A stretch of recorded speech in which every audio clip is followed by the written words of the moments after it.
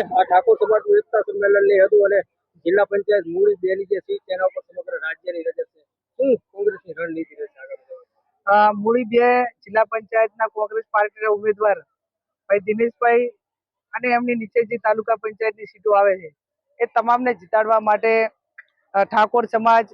તમામ બીજા સમાજોનું સમર્થન અને કોંગ્રેસ પાર્ટીના આગેવાનો સાથે રાખીને મક્કમતાથી ચૂંટણી લડી રહ્યા છે.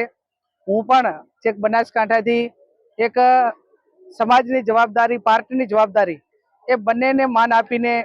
દિનેશભાઈને એમની સમગ્ર ટીમ જીતે એના માટે કરીને મૂળી જે 2 છે એમાં તમામ જે ગામો આવે છે ગામના તમામ મતદારોને વિનંતી કરી છે અને મને 100% ભરોસો છે કે ઠાકોર સમાજના 14,000 વોટ હોય એ એકલા વોટે ન જીતી શકાય, પણ તમામ સમાજોનું સમર્થન લેવું પડે. ભારતીય જનતા પાર્ટી કે જે વર્ષોથી ભાજપમાં મજૂરી કરી હોય એવા મજબૂત આગેવાનો હોય, મજૂરી કરી હોય, એ પાર્ટીમાં ટિકિટ માટે હકદાર હોય છતાં પણ એમને ટિકિટ ના આપે અને ગમે તે લોકો ગમે એટાણે પાર્ટીમાં એન્ટ્રી કરી હોય અને તરત ને તરત પૈસાના પાવરથી કે અન્ય રીતે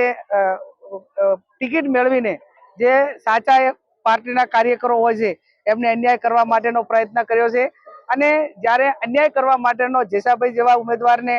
છેલ્લી ઘડીએ ટિકિટ કાપીને એમને એક જેસાભાઈનું અપમાન નથી કર્યું, એ સમગ્ર ઠાકોર સમાજનું અપમાન કર્યું છે. અને એટલા માટે કરીને આખો સમાજ એક મળીને દિનેશભાઈને સમર્થન કરે છે, બીજા સમાજોને વિનંતી કરશે અને 26મી તારીખે જે મતદાન છે એ મતદાનમાં કોંગ્રેસ પાર્ટીને સમર્થન આપીને જીતાડશે. હું આપના માધ્યમથી અહીંનું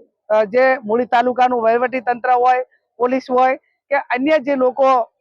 અસામાજિક તત્વો હોય કે પાર્ટીના, ભારતીય જનતા પાર્ટીના સત્તામાં બેઠેલા લોકો એ ક્યાંક ને ક્યાંક હેરાન કરવા માટેના પ્રયત્નો ન કરે અને એટલા માટે ન કરે કે એમની જવાબદારી એ લોકશાહી ઢબે ચૂંટણી કરાવવાની જવાબદારી છે, ચાહે પોલીસ હોય કે વહીવટી અધિકારીઓ હોય. પણ છતાં ક્યાંક પણ કોંગ્રેસના કાર્યકરને, ઠાકોર સમાજને કે અમારા ઉમેદવારને હેરાન કરવાનો પ્રયત્ન કર્યો તો એમ ના સમજે કે